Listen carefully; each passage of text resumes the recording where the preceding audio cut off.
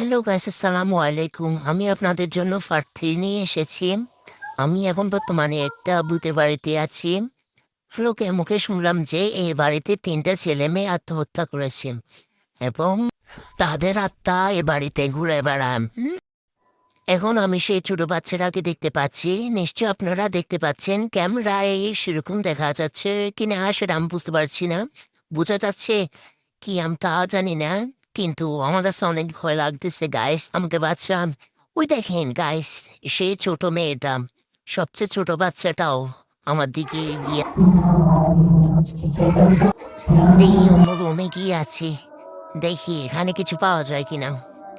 ওইখানে দেখা যাচ্ছে সে ছোট বাচ্চাটা, তার ভাই আমার দিকে এগিয়ে আসছে। আপনারা একটু হেল্প করেন, বাঁচান। আউ, আউ, কি ভয়ঙ্কর! বাঁচাও! আউ, বাঁচাও! আউ, সে ছোট বাচ্চাটা, একদম পিচ্ছি বাচ্চাটাও আমার দিকে আসতেছে। আমি তো ওদেরকে দেখে অনেক ভয় পাচ্ছি। বাঁচাও! তাদের মুখটা কিন্তু অনেক নিষ্পাপ।